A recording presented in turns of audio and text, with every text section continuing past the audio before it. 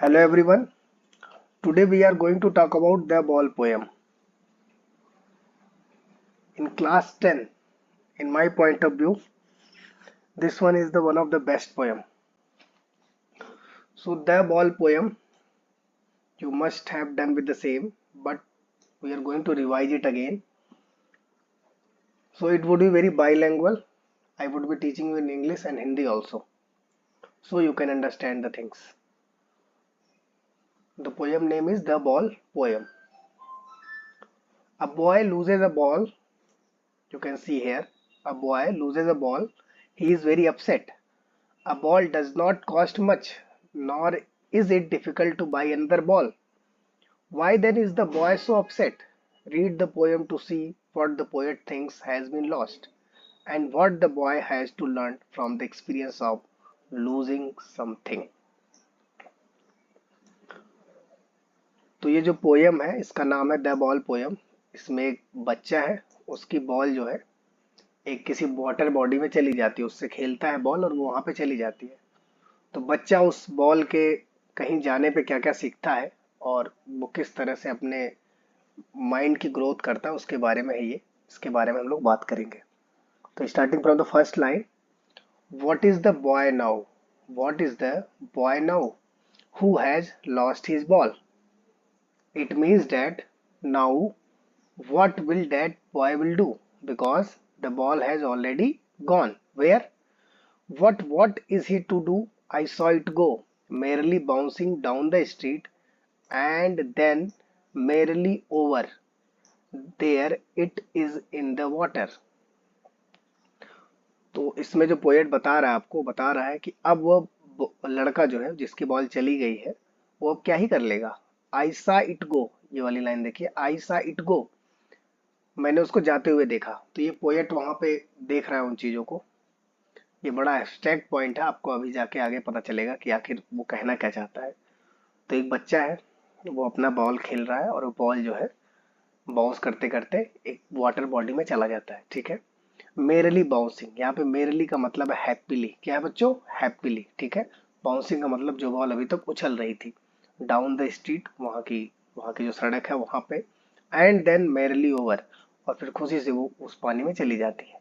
There it is in the water, कहाँ पे? वहां जो पानी की वाटर बॉडी है वहां पे चली जाती है। ठीक है, नो यूज टू से oh there are other balls. ठीक है, अब आप ये नहीं कह सकते कि और भी अदर बॉल है या और भी कोई बॉल आपको लाके दे देंगे। ऐसा क्यों है वो अभी आपको पता चलेगा। An ultimate shaking grief fixes the boy as he stands rigid, trembling, staring down all his young days into the harbor where his ball went. I would not intrude on him. अब यहाँ पे poet बता रहा है कि ultimate seeking grief fixes the boys. अब वो बिल्कुल बच्चा बिल्कुल दुखी हो गया है और वो बिल्कुल कठोर सा होके वहां पे खड़ा है, कांप रहा है। Date is trembling. स्टेयरिंग का मतलब नीचे की तरफ देख रहा है। कहाँ पे देख रहा है? जो उसके बचपन की बॉल चली गई है, कहाँ पे? जो बचपन का मतलब जितना समय उसके साथ गुजारा है उस बॉल के साथ। ठीक है, जो अच्छा समय था उस समय। ठीक है, और वो चला गया कहाँ पे? उस पानी के वाटर बॉडी में। हार्बर का हिंदी मतलब होता है बंदरगाह, मतलब एक पानी सी जगह है जो किनारा होता है, वहां पे चला गया। ठीक है, हिज बॉल वेंट, उसकी बॉल चली गई है। ठीक, I would not intrude on him. ठीक है, इंट्रूड का मतलब होता है किसी के बीच में जब जाके आप कुछ टांग अड़ाते हैं, डेट इज इंट्रूड। इंट्रूड, ठीक है। तो इंट्रूड क्या होता है? यहाँ पे इंट्रूड का क्या मतलब है? यहाँ पे जो पोएट है वो कह रहा है कि अब उसका बॉल चला गया है, अब जो है वो बिल्कुल एकदम कांप रहा है और रिजिड होकर कठोरता के साथ खड़ा है और लगातार देख रहा है। कभी कभी ऐसा होता है जब हमारे जीवन से कोई चीज खो जाती है तो हम अवाक होकर देखते हैं। And it is not the matter ki how much cost of that thing and all. It is just because of attachment. Maybe we have some attachment with some people. It can be some object. It can be anything, huh? So because of our attachment, we feel it like very hard at that time. We feel like, and we just staring down, huh? Like we just stare on one thing. That is how we express our grief. That is how we express our rigidity and our sadness. So this is what the boy is doing. He is boy, but he is still doing the things because now he is growing. And how he is growing? Just see it. अब वो किस तरह से इस चीज में grow कर रहा है, उसका दिमाग का विकास कैसे हो रहा है, उसकी पर्सनालिटी कैसे विकसित हो रही है, उसके बारे में बात होगा अभी। ठीक है। अभी कभी जो है वो देख रहा है कि भी बॉल जो है वो हार्बर में चली गई है, वाटर बॉडी में, और अब ये कह रहा है कि मैं उसके बीच में कुछ भी टोकूंगा नहीं। ठीक है। क्यों नहीं टोकूंगा, क्या बात है, उसके बारे में भी बात करेंगे। अ डाइम, डाइम का मतलब होता है 10 सेंट। ठीक है। मतलब थोड़े से पैसे में। अनदर बॉल इज वर्थलेस, जो आप कोई दूसरी बॉल भी ला सकते हैं लेकिन वर्थलेस है। वर्थलेस का मतलब बेकार है, कोई उसका मूल्य नहीं है। Now he senses first responsibility. अब वो जो बच्चा है जो इस छोटी एज में है, वो अपने ऊपर पहली बार किसी जिम्मेदारी को समझ रहा है। अब आप समझेंगे सर ये क्या हो रहा है। ठीक है। तो एक एज में जो है सभी को समझना होता है कि उनकी क्या जिम्मेदारियां होती हैं। You can not complain again and again, you need to take your responsibilities. तो that is what he is sensing at this time of age. Like if we have the attachment with anything, हाँ, तो it can go because nothing is permanent in our life. This is what the poet wants to teach us. ठीक है। ये चीजें वो poet हम लोग को बताना चाहता है। तो यहाँ जो लाइन है, ही सेंसेस फर्स्ट रिस्पॉन्सिबिलिटी, पहली बार वो ऐसी कोई जिम्मेदारी अपने लाइफ में उसका सेंस कर रहा है। ठीक है। क्योंकि उसी से बॉल गए, मेरली बाउंसिंग, जो अभी तक खुशी से जो है वो उछल रही थी बॉल, और वो चली गई वहां पे। In a world of position, possessions. ठीक है। तो in a world of possessions का मतलब होता है, पोजेशन का मतलब होता है जब आप किसी के प्रति अपना अधिकार दिखाते हो। जैसे मान लीजिए कि घर में छोटी छोटी चीजें होती हैं, तो हम कहते हैं ये मेरा है, कोई नहीं छुएगा। या मान लो कि ये मेरा पिलो है, कोई नहीं छुएगा। ये मेरा टॉवेल है, कोई नहीं छुएगा। ठीक है। तो हमारा पॉजिटिवनेस उस चीज के प्रति बढ़ जाता है। ठीक है। हम सोचते हैं ये मेरा स्वामित्व है, बट ऐसा नहीं है। पहली बार वो अपनी रिस्पॉन्सिबिलिटी ये क्या कर रहा है, अभी आपको पता चलेगा। पीपल विल टेक बॉल्स, अगली लाइन देखिए यहाँ पे। People will take balls, balls will be lost always, little boy. अब वो बच्चा अभी बॉल को देख ही रहा है और ये अपने में सोच रहा है, कवि जो पोएट है, कि लोग आपसे बॉल ले लेंगे। ठीक है। बॉल हमेशा खो जाएगी, छोटे बच्चे। और यही वो रिस्पॉन्सिबिलिटी सेंस कर रहा है। यहाँ पे देखिए ये जो वाली लो लाइन है, जो लाइन है, ही सेंसेस फर्स्ट रिस्पॉन्सिबिलिटी। ठीक है। And no one buys a ball back, और कोई भी आपके लिए वो बॉल लेके नहीं आएगा। और नहीं आएगा ये मतलब नहीं है, मतलब देखिए यहाँ पे क्या बनेगा। मनी इज एक्सटर्नल, मनी क्या है, वो बाह्य चीज है, उससे आप सब कुछ नहीं ला सकते। He is learning well behind his desperate eyes, वह इन चीजों को सीख रहा है अपने दुख भरी आंखों के पीछे। जो दृश्य उसके सामने दिख रहा है, वो खड़ा है वहां पे, लेकिन फिर भी ये चीजें वो सीख रहा है और सोच रहा है। The epistemology of loss, this word is like the similar to this poem। ये जो वर्ड है ना, epistemology of loss, बच्चों यही वर्ड में इस पूरे पोयम का सेंटर जो है, इसी पे डिसाइड कर सकते हैं आप। epistemology of loss। ठीक है। epistemology का मतलब होता है नॉलेज। ठीक है। Knowledge of losing something. तो उसका ज्ञान हो रहा है कि वो जो उसका खोने का अंडरस्टैंडिंग है कि हम चीजों को खो सकते हैं। ठीक है।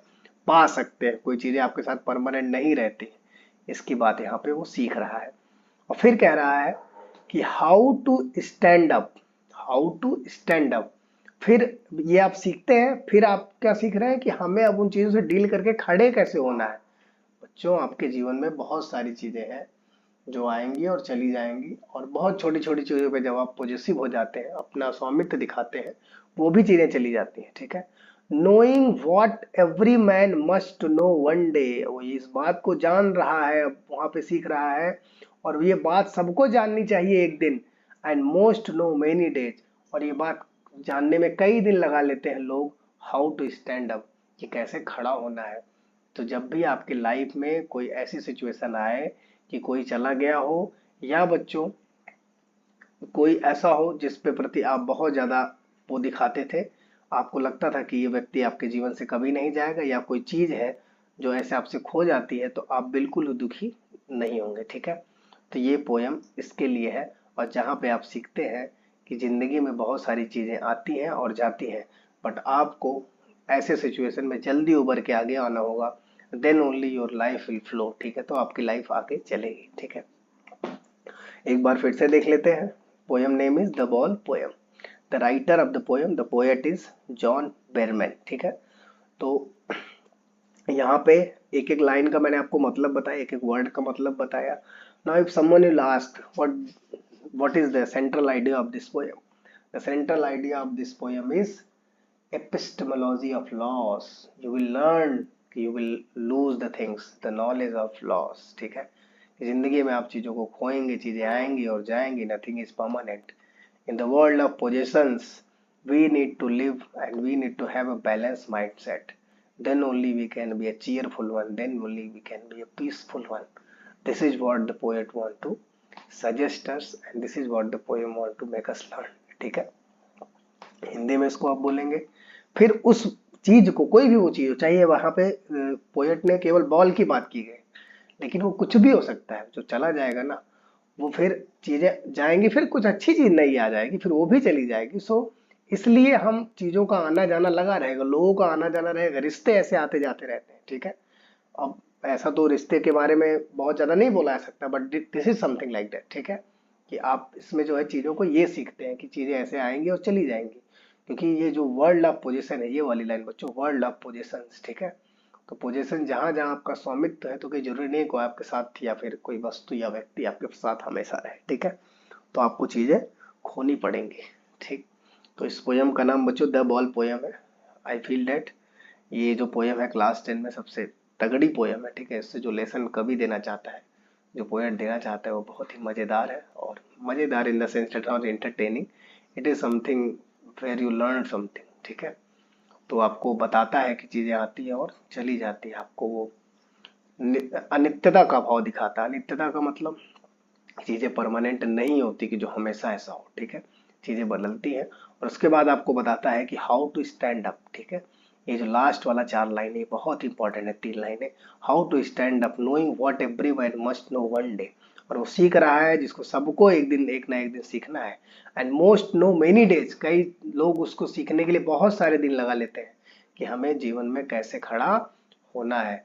कई लोग के यहाँ कुछ हो जाता है या फिर कुछ भी हो जाता है तो वो अपनी 3-4 साल लगा देते हैं उसी का गाथा गाने में, या फिर वही बात बार बार करते हैं या उसी में डेबल हो जाते हैं। तो आपको ऐसा नहीं करना, आपको चीजों से आगे बढ़ जाना है। फिर ये नहीं है कि तुरंत ही आगे बढ़ जाना, कुछ गड़बड़ हुआ तो आप तुरंत आगे नहीं बढ़ सकते, but you can, but you need to have a good mind set, you need to have a balance mind set, ठीक है। So the epistemology of loss we all need to learn. तो this is all about this the ball poem. So just go with the video again and you will get the each and every answers. It may be in the extract, it may be the question and answer, and I believe that you will write the good thing, ठीक है। Go ahead, all the best, जय हिंद।